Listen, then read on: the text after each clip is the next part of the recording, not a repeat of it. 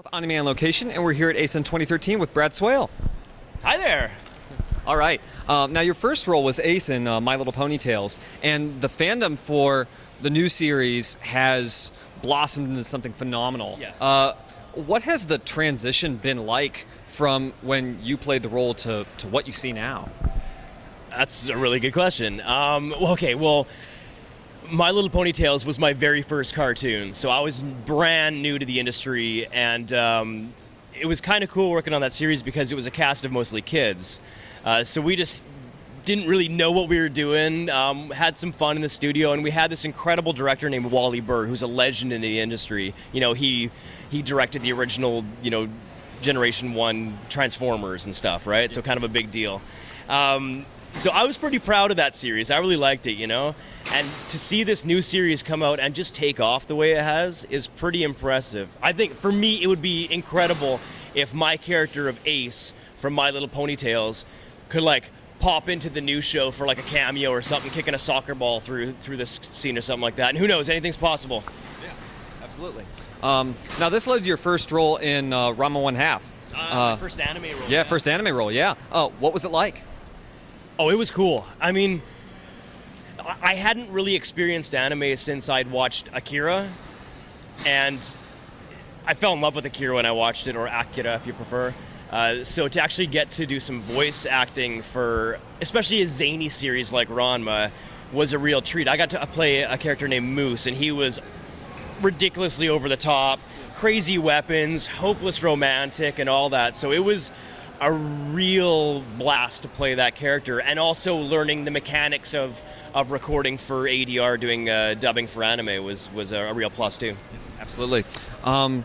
Now, on July 23rd, 2001 at 5 p.m. Eastern Standard Time, there was a series that debuted on Cartoon Network's Toonami programming block that would change the lives of a lot of fans. I'm talking about Mobile Suit Gundam. What was it like playing Amuro Ray? A blessing, I guess. I don't really know how else to describe it. There's a series called Gundam Wing that I worked on that was my first taste of the Gundam universe as far as acting goes. And it was because of that series that I actually got invited to my first convention. I didn't even know these things existed at the time, so that kind of really opened my eyes. So to come off of a series like that with that much popularity, and walk into Amuro from the original Mobile Suit Gundam was incredible. And it's really fun for me that that character continues to pop up in video games and things like that. I mean, it's kind of a dream role, and I was very fortunate to have it fall in my lap fairly early on in my career. All right.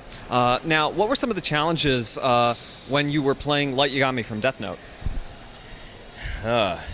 Maintaining my sanity, not getting too fat eating potato chips. Yeah, no, it was actually one of my favorite auditions of all time was the audition for Death Note, because we were given one script, just one page, and they had taken dialogue from the entire span of the series. So you could see the character arc that Light was going to go through all on one page, and I read from top to bottom and realized I gotta get this role. And I was really fortunate that I guess they saw something in my audition that they figured I could do the role justice, and justice. Whoops. And I am Justice. So there you go. It all worked out pretty well. Very cool series. I love it. All right. Now, is there a different mindset to voice acting when you are playing a lead role versus a more participating character that's... That's an interesting question. Yeah, geez, I hadn't really thought about that. You generally, when you're playing a lead character, you know that your character, for the most part, is going to span the entire life of the series. Playing the role of Gohan in Dragon Ball Z, and what has the fan reaction been to that role?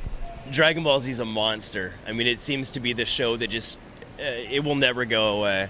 And actually, that can be said about a lot of anime series. Even Ranma, like I said, my very first anime experience, I was still at this autograph session, people bringing up Ranma merchandise to sign. So Dragon Ball Z has been around for a while, and it's not going anywhere anytime soon. Even walking around the convention hall, you still see a lot of Dragon Ball Z outfits, cosplayers, and with Dragon Ball Z always seems to find a way to reinvent itself, and it's obviously beloved.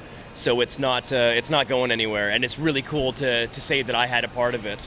Now, me playing adult Gohan or Teen Gohan was kind of neat because the series had already gained tremendous fandom, I guess, in North America. So I had little cousins and things that were right into the show, and then I had an audition for a show called Dragon Ball Z, and I was stoked.